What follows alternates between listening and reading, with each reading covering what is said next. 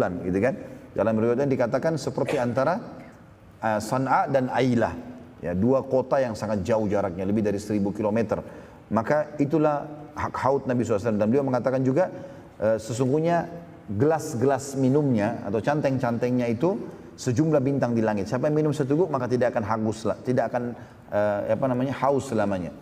Kata Nabi SAW, hai sayang manusia, jangan kalian bersedih karena perjanjian kita sebenarnya di haud. Ini aku meninggal duluan, kalian juga akan menyusul. Yang penting istiqomah. Ada satu poin penting di sini teman-teman sekalian. Kalau ada di antara kita insya Allah yang sudah ada di majelis taklim, sudah mulai menerapkan sunnah-sunnah Nabi SAW, maka tahap yang paling penting setelah itu adalah istiqomah. Itu yang paling penting. Ya, bagaimana kita bisa mempertahankan ini sampai mati? Kalau syaitan datang bisikkan, apakah memang sudah ini yang benar? Apakah sudah ini? Apakah memang harus begini? Atau mungkin masih bisa berbuat dosa nanti bertobat lagi? Ini semua waswas syaitan. Karena sudah ada sunnatullah. Bagaimana para sahabat akhirnya mengikuti sunnah Nabi SAW dan mereka akhirnya menyusul Nabi SAW. Dan wasiat tadi jelas. Nabi SAW mengatakan kalimat tersebut. Kalau sesungguhnya ya perjanjian kita sebenarnya adalah di haud. Pelajaran yang ketiga. Ya, bagaimana agama Islam telah sempurna dengan meninggalnya Nabi SAW. Dengan meninggalnya Nabi SAW dan menandakan berarti umat Islam tidak perlu lagi menambah-nambah. Ingat wasiat Nabi di Haji Wada, ya, siapa yang hidup di antara kalian nanti akan melihat banyak perselisihan, maka aku mewasiatkan kepada kalian berpegang teguhlah pada hal atau dua hal yang tidak akan membuat kalian akan sesat dari perselisihan itu, yaitu kitabullah dan sunnati. Maka harusnya kita melakukan ini. Jaga kemurnian ajaran Al-Quran, kemudian ajaran Nabi SAW. Yang keempat, bahwasanya memang akan ada khalifah-khalifah, ya, penerus-penerus Nabi SAW. Di antara dimulai dari Abu Bakar, Umar, Uthman, Ali, seterusnya. Dan ini seperti kalau kita review tentang perang Khandak, di mana Nabi SAW waktu menghancurkan sebuah batu, beliau mengatakan Allahu Akbar, aku telah diperlihatkan oleh Allah kalau seluruh jazirah Arab, ya, termasuk Yaman, Syam, semuanya di bawah kekuasaan umatku. Artinya akan ada pengganti-pengganti Nabi alaihissalam. Hanya saja yang kita sayangkan sekarang, banyak di antara pemimpin muslimin tidak menjalankan sunnah Nabi SAW. Mereka menganggap remeh masalah itu. Makanya beliau mengatakan akan datang sepeninggalku nanti orang pemimpin-pemimpin yang safih, yang bodoh sekali. Karena mereka tidak pernah mengambil sunnahku dan tidak pernah mengikuti petunjuk-petunjukku.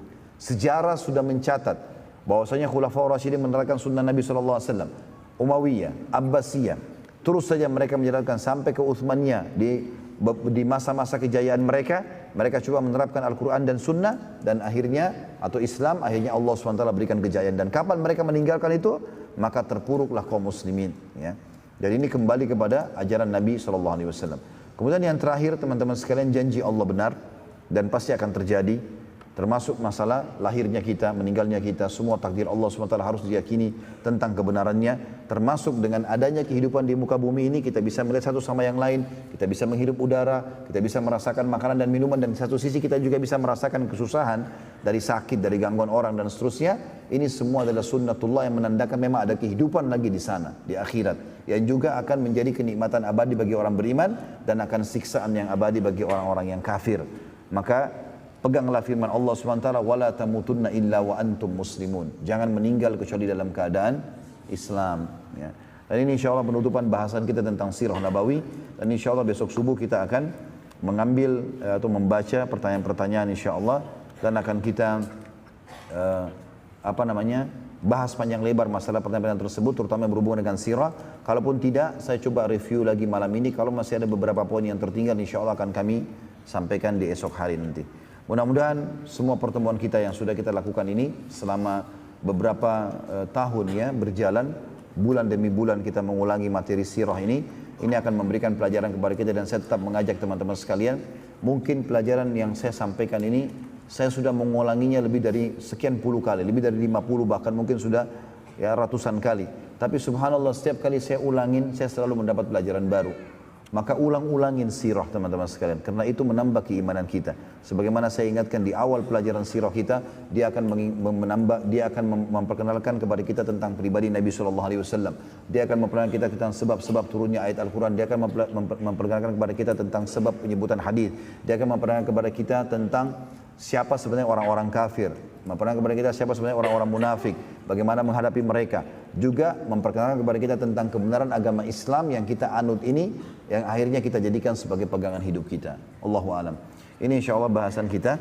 Ya, mudah-mudahan apa yang kita bahas sekali lagi bermanfaat insya Allah buat kita. Dan insya Allah mudah-mudahan pertemuan kita akan Allah SWT mudahkan di waktu-waktu yang lain. Ya, mungkin dengan tema-tema yang berbeda tentunya.